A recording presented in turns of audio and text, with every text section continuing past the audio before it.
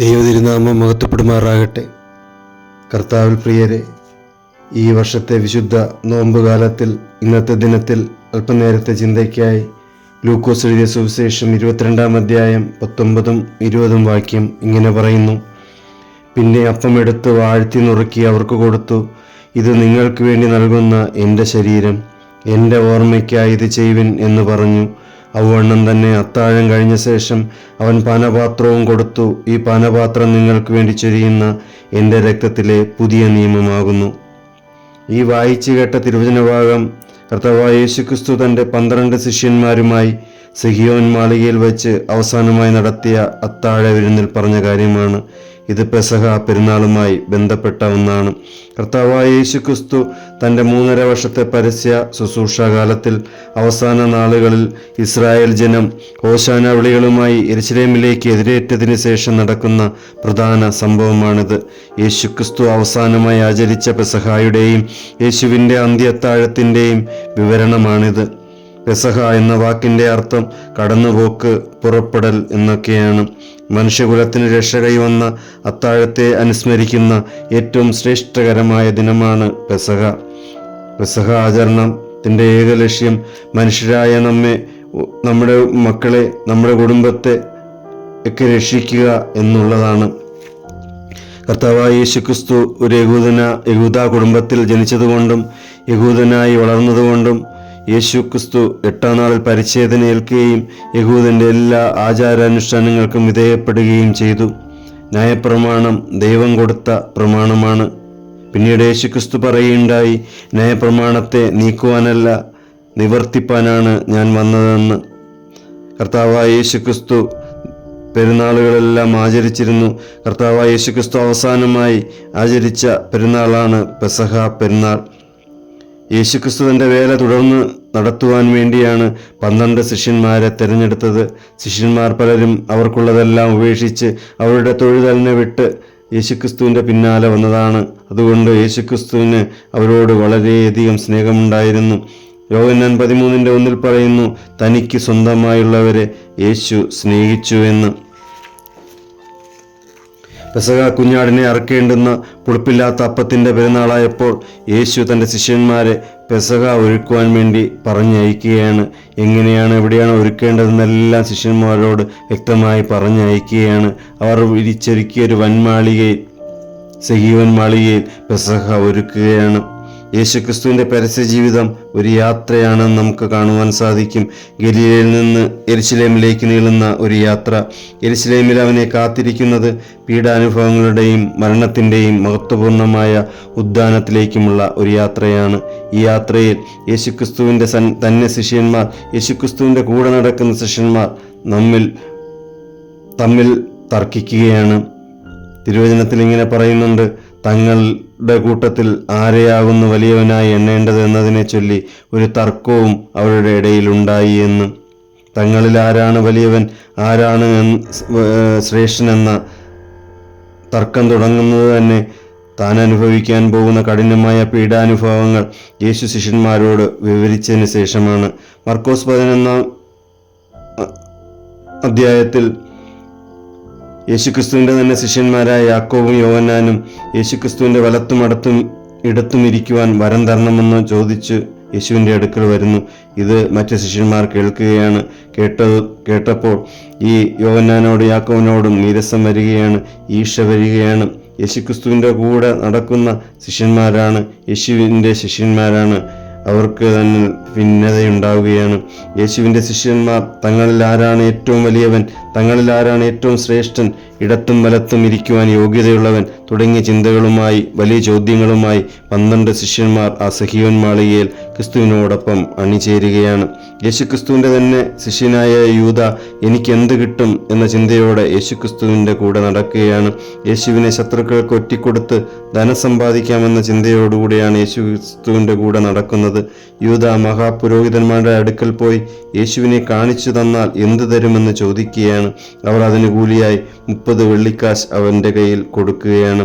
ആ കാശും വാങ്ങിക്കൊണ്ട് തൻ്റെ പോക്കറ്റിലിട്ടുകൊണ്ട് യേശുവിൻ്റെ കൂടെ ചേർന്ന് നടക്കുകയാണ്. യേശുവിനെ കാണിച്ചു കൊടുക്കുവാൻ, ഒറ്റിക്കൊടുക്കുവാൻ തക്കമന്വേഷിച്ച് നടക്കുകയാണ്. പെസഹായ്ക്ക് ഒരുങ്ങുന്ന ശിഷ്യന്മാരിൽ ഒരുവനായ യൂദയുടെ മനസ്സിലുള്ളത് എന്ത് കിട്ടും, എന്ത് തരും, എന്ത് നേടിയെടുക്കാമെന്ന ചിന്തയിലാണ്, ആലോചനയാണ്, പരിശ്രമത്തിലാണ് പ്രിയരെ. യേശുക്രിസ്തുവിൻ്റെ ശിഷ്യന്മാരാണ്, ലോകത്തെ വെറുത്തവരാണ്, എല്ലാം ചപ്പെന്നും ചവറെന്നും എണ്ണിയവരാണ്. എന്നിട്ടും കാലങ്ങൾ കഴിഞ്ഞപ്പോൾ സമ്പത്തിൽ ആശ്രയിക്കുന്ന വ്യക്തിയുടെ ആൾരൂപമാണ് യൂദ.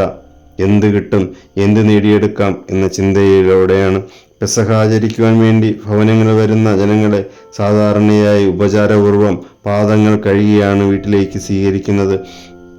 ഈ പാദങ്ങൾ കഴുകുന്നത് അടിമയോ ആ ഭവനത്തിലെ ഏറ്റവും എളിയവനായ വ്യക്തിയോ ആണ്. പെസഹ ആചരിക്കുവാൻ വേണ്ടിയാണ് ശിഷ്യന്മാർ യേശുവിനോടൊപ്പം യെരൂശലേമിലേക്ക് പോകുന്നത്. ആരവിടെ വെച്ച് പാദം കഴുകും എന്നതിനെ കുറിച്ചാണ് ശിഷ്യന്മാർ തർക്കിച്ചത്. പാദം കഴുകേണ്ടി വരുന്നുവെങ്കിൽ തങ്ങളിൽ ആര് അത് നിർവഹിക്കും? തർക്കമാണ്. ഗലീല മുതൽ യെരൂശലേം വരെയുള്ള യാത്ര മുഴുവൻ അവർ തർക്കിച്ചു, അന്വേഷിച്ചു. ആരാണ് നിസ്സാരനായിട്ടുള്ളവൻ, ആരാണ് ചെറിയവൻ? ഈ തർക്കത്തിനിടയിൽ അവർക്ക് കണ്ടെത്തുവാൻ പറ്റാതെ പോയ ഒരു ഉത്തരമായിരുന്നു, തങ്ങളിൽ ശുശ്രൂഷകന്റെ മേലങ്കി അണിയേണ്ടവൻ ആരാണ്? ഉത്തരം കിട്ടാത്ത ഈ ശിഷ്യന്മാർ സഹീയോൻ ശാലയിൽ കയറുമ്പോൾ അവർ പാദങ്ങൾ കഴുകപ്പെടാതെയാണ് അവർ അന്ത്യ അത്താഴമേശയിലിരിക്കുന്നത്. ഒരുക്കമില്ലാതെ അന്ത്യ അത്താഴത്തിനിരിക്കുവാനുള്ള കാരണം അവരുടെ മൂപ്പിള്ള തർക്കമാണ്. ചെറിയവൻ്റെ സ്ഥാനം ആർക്കും സ്വയം ഏറ്റെടുക്കുവാൻ പറ്റാത്തത് കൊണ്ടാണ്. അപ്പോഴാണ് ഒരുക്കമില്ലാത്ത കാലുകളോടി ഇരിക്കുന്ന, ഒരുങ്ങാത്ത മനസ്സോടിരിക്കുന്ന തൻ്റെ ശിഷ്യന്മാരുടെ വിനയപ്പെടുവാനും ചെറുതാകാനുമുള്ള അവരുടെ മനസ്സില്ലായ്മയ്ക്ക് യേശു കണ്ടെത്തിയ ഏറ്റവും മനോഹരമായ, ഹൃദയത്തിൻ്റെ ആഴങ്ങളെ തൊടുന്ന ഒരു പരിഹാര മാർഗമാണ് യേശു തൻ്റെ മേലങ്കി മാറ്റി ഒരു താലത്തിൽ വെള്ളമെടുത്ത് ശിഷ്യന്മാരുടെ പൊടി പിടിച്ച പാദങ്ങൾ കഴുകുന്ന അഗാധമായ സ്നേഹത്തിൻ്റെ, വിനയത്തിൻ്റെ മാതൃക. വർത്തമാനകാലത്തിൽ സഭയിൽ ഒരുക്കമില്ലാത്തവരായിട്ട് യേശുവിൻ്റെ മേശ ആചരിക്കുവാൻ നിൽക്കുന്നുണ്ട് എങ്കിൽ തിന്മകളും മത്സര ബുദ്ധിയും ധിക്കാര സ്വഭാവവും വിഭാഗീയതയും ഭിന്നിപ്പിൻ്റെ സ്വരവും നിൽക്കുന്നുണ്ട് എങ്കിൽ കഴുകാത്ത കാലുകളോടുകൂടെയാണ്, ഒരുക്കമില്ലാത്ത മനസ്സോടുകൂടിയാണ് നമ്മൾ യേശുക്രിസ്തുവിൻ്റെ മേശയിൽ പെസഹ ആചരിക്കുവാൻ ഒരുങ്ങി നിൽക്കുന്നത്. പെസഹ ആചരിക്കുവാൻ ക്രിസ്തുവിൻ്റെ ശിഷ്യന്മാരുടെ യോഗ്യത എന്താണ്? ചെറുതാവാനോ തോറ്റുകൊടുക്കാനോ എളിമപ്പെടുവാനോ ഉള്ള അഗാധ വിനയത്തിൻ്റെ മനോഭാവമാണ്. ആ മനസ്സാണ് ശിഷ്യരിൽ നിന്ന് യേശു അന്ത്യ അത്താഴ സമയത്ത് ആഗ്രഹിച്ചത്.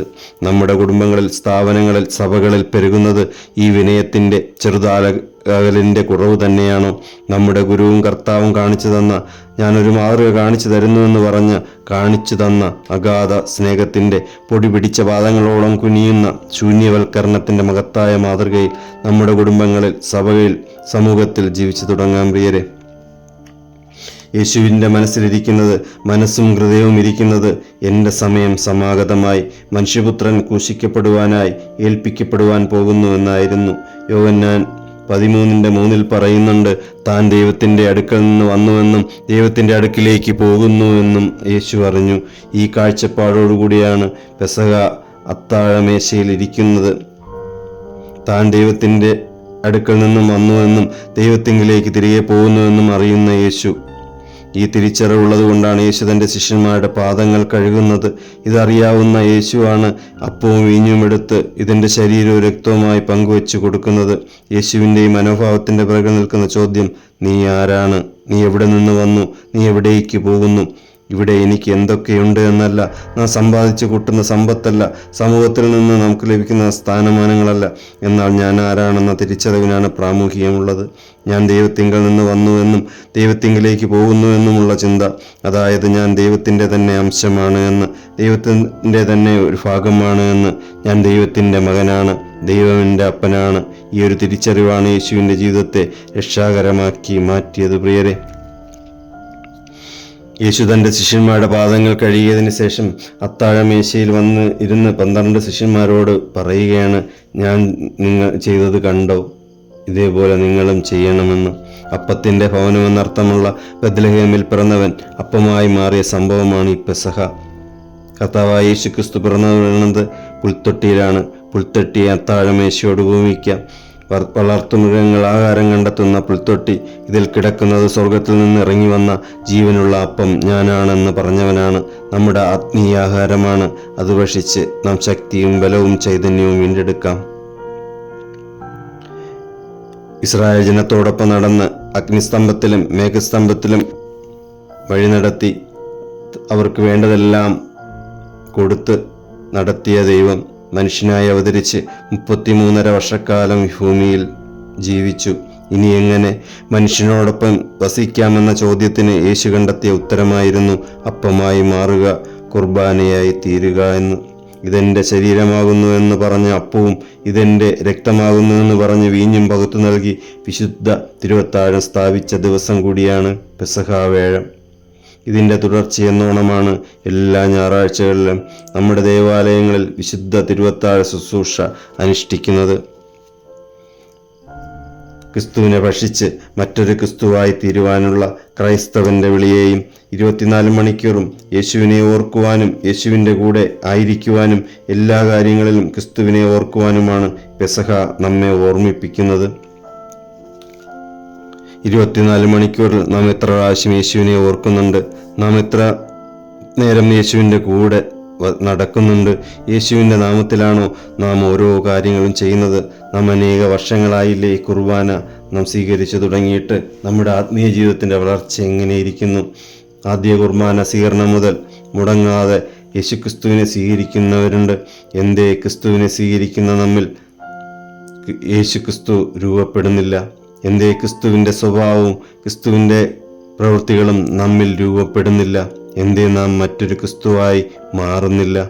നമുക്ക് മറ്റൊരു ക്രിസ്തുവാകുവാൻ കഴിയാത്തതിൻ്റെ കാരണം അയോഗ്യതയോടെയുള്ള നമ്മുടെ വിശുദ്ധ തിരുവത്താഴ സ്വീകരണമാണെന്ന് പൗലോസ് അപ്പോസ്തലൻ കൊരിന്ത്യർക്ക് എഴുതിയ 1-ാം ലേഖനം 11-ാം അധ്യായം 27 മുതൽ 30 വരെയുള്ള വാക്യങ്ങളിൽ കാണുവാൻ സാധിക്കും. ഇങ്ങനെ പറയുന്നുണ്ട് അവിടെ, അതുകൊണ്ട് അയോഗ്യമായി അപ്പം തിന്നുകയോ കർത്താവിൻ്റെ പാനപാത്രം കുടിക്കുകയോ ചെയ്യുന്നവനെല്ലാം കർത്താവിൻ്റെ ശരീരവും രക്തവും സംബന്ധിച്ച് കുറ്റക്കാരനാകും.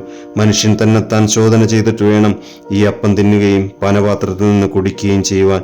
തിന്നുകയും കുടിക്കുകയും ചെയ്യുന്നവൻ ശരീരത്തെ വിവേചിക്കാഞ്ഞാൽ തനിക്ക് ശിക്ഷാവിധി തിന്നുകയും കുടിക്കുകയും ചെയ്യുന്നു. ഇത് ഹേതുവായി നിങ്ങളിൽ പലരും ബലഹീനരും രോഗികളുമാകുന്നു, അനേകരും നിദ്ര കൊള്ളുന്നു. ഇവിടെ യൂദായ്ക്ക് സംഭവിച്ചതും ഇത് തന്നെയാണ് പ്രിയരെ. അയാൾ അയോഗ്യതയോടെ യേശുവിൻ്റെ കയ്യിൽ നിന്നും അപ്പം വാങ്ങി ഭക്ഷിച്ചു. വചനം പറയുന്നു, ഉടനെ സാത്താൻ അവൻ്റെ ഉള്ളിൽ പ്രവേശിച്ചു എന്ന്. യൂദ തിരുവത്താഴം കൊണ്ടതിന് ശേഷം നരകത്തിലേക്കാണ് പോയത്. നാം നമ്മുടെ ജീവിതത്തിലേക്കും തിരിഞ്ഞു നോക്കണം. നാം എല്ലാ ആഴ്ചയിലും തിരുവത്താഴ ശുശ്രൂഷയിൽ യേശുക്രിസ്തുവിൻ്റെ അപ്പവും വീഞ്ഞ് നാം സ്വീകരിക്കുന്നുണ്ട്. നാം യോഗ്യതയോടെയാണോ അയോഗ്യതയോടെയാണോ നാം ഇത് സ്വീകരിക്കുന്നത്? നാം നമ്മിലേക്കൊന്ന് നോക്കി തിരിഞ്ഞ് ചിന്തിച്ചാൽ നമുക്ക് വ്യക്തമായി മനസ്സിലാക്കുവാൻ കഴിയും. നമ്മുടെ കുടുംബങ്ങളിൽ, ജോലി മേഖലകളിൽ ബുദ്ധിമുട്ടുകൾ ഉണ്ടാകുമ്പോൾ നാം തളർന്നു പോകുന്നതിന് കാരണം എന്താണ്? ക്രൈസ്തവരുടെ ഇടയിൽ വിവാഹമോചനങ്ങൾ പെരുകുന്നതിന് കാരണം എന്താണ്? കുടുംബാംഗങ്ങൾ തമ്മിൽ ഐക്യം നഷ്ടപ്പെടുന്നതിനും ക്ഷമിക്കാനുള്ള കഴിവ് നഷ്ടപ്പെടുന്നതിനും ഭാര്യയും ഭർത്താവും ഒരു മനസ്സില്ലാതെ ജീവിക്കുന്നതിനും മക്കളും മാതാപിതാക്കളും തമ്മിൽ സ്നേഹമില്ലാതെ ജീവിക്കുന്നതിനും കാരണം എന്താണ്? നമ്മുടെ വളർന്നു വരുന്ന തലമുറ മദ്യത്തിനും മയക്കുമരുന്നിനും അശുദ്ധിക്കും പ്രേമത്തിനും വെറിക്കുത്തിനുമൊക്കെ പിന്നാലെ പോയി ജീവിതം നശിപ്പിച്ചു കൊണ്ടിരിക്കുന്നത് കാരണം എന്താണ്? നമ്മുടെ പല മക്കളും ആത്മീയ കാര്യങ്ങളോടെല്ലാം ചേർന്ന് കിടക്കുന്നു. പാട്ടുകൾ പാടുന്നു, സൺഡേ സ്കൂൾ പഠിക്കുന്നു, പഠിപ്പിക്കുന്നു, യുവജന പ്രസ്ഥാനങ്ങളിലെല്ലാം പ്രവർത്തിക്കുന്നു, ഓടി നടന്ന് ഓരോ കാര്യങ്ങളും എല്ലാം ചെയ്യുന്നു. പക്ഷേ അവരുടെ മാതാപിതാക്കൾ ആ മക്കളെ ഓർത്ത് കണ്ണീരും കൈയുമായാണ് പ്രിയരെ കഴിയുന്നത്. എന്താണ് ഇതിന് കാരണം? അയോഗ്യമായുള്ള തിരുവത്താഴ സ്വീകരണമാണ് എന്ന് വചനം പറയുന്നു. അയോഗ്യതയോടെ വിശുദ്ധ തിരുവത്താഴം സ്വീകരിക്കുമ്പോൾ ദൈവാത്മാവിന് പകരം സാത്താൻ നമ്മിൽ പ്രവേശിക്കുന്നു. പിശാച് നമ്മുടെ ജീവിതത്തിൻ്റെ നിയന്ത്രണം ഏറ്റെടുക്കുന്നു, നമ്മുടെ കുടുംബത്തിൻ്റെ നിയന്ത്രണം ഏറ്റെടുക്കുന്നു, നമ്മുടെ മക്കളുടെ നിയന്ത്രണം ഏറ്റെടുക്കുന്നു, നമ്മുടെ തലമുറകളുടെ നിയന്ത്രണം ആ സാത്താൻ ഏറ്റെടുക്കുന്നു. നാം തിരുവത്താഴം കുർബാന കൊണ്ട് അപ്പം സ്വീകരിച്ചതിന് ശേഷം നമ്മിൽ കയറുന്ന ആ സാത്താൻ, അയോഗ്യതയോടെ അപ്പം ഭക്ഷിച്ചത് കാരണം നമ്മുടെ ജീവിതത്തിലേക്ക് വരുന്ന ആ സാത്താൻ നമ്മളെ നിയന്ത്രിക്കുന്നു, നമ്മുടെ കുടുംബത്തെ നിയന്ത്രിക്കുന്നു, നമ്മുടെ മക്കളെ നിയന്ത്രിക്കുന്നു. അതുകൊണ്ട് നമ്മുടെ തലമുറകൾ ശാപഗ്രസ്തരായി മാറുകയാണ്. ആ മക്കൾ ഓർത്ത് നമ്മൾ അയോഗ്യതയോടെ കൊണ്ട വിശുദ്ധ തിരുവത്താഴ ശുശ്രൂഷ കൊണ്ട മാതാപിതാക്കൾ കാരണം മക്കൾ നശിച്ചുകൊണ്ടേയിരിക്കുന്നു. നമുക്ക് ഇനി മുതലെങ്കിലും, ഇനി ഈ പെസഹ വേഴം മുതലെങ്കിലും പുതിയൊരു ജീവിതം യോഗ്യതയോടുകൂടെ നമുക്ക് ആ കർത്താവായ യേശുക്രിസ്തുവിൻ്റെ അപ്പവും വീഞ്ഞും നമുക്ക് ഭക്ഷിക്കാം. അങ്ങനെ ഭക്ഷിക്കുമ്പോൾ നമ്മുടെ ജീവിതം അനുഗ്രഹകരമായി മാറും. ആ പരിശുദ്ധാത്മാവ് നമ്മെ നിയന്ത്രിക്കും, നമ്മുടെ മക്കളെ നിയന്ത്രിക്കും, നമ്മുടെ തലമുറകളെ നിയന്ത്രിക്കും. നമ്മുടെ ആ കൊച്ചു കൊച്ചു ഭവനങ്ങൾ സ്വർഗമായി മാറും. നമ്മുടെ ഭവനങ്ങൾ സ്വർഗമായി മാറുമ്പോൾ നമ്മുടെ സഭകളും സ്വർഗതുല്യമായി ഒരു മനസ്സോടെ നമ്മുടെ ഏകഹൃദയമായി സഭയിൽ ദൈവത്തെ ആരാധിക്കുവാൻ നമുക്ക് സാധിക്കും. അതിന് കർത്താവായ യേശുക്രിസ്തു നമുക്ക് ഇട നൽകട്ടെ എന്ന് പ്രാർത്ഥിക്കുന്നു. ദൈവതിരുനാമം മഹത്വപ്പെടുമാറാകട്ടെ.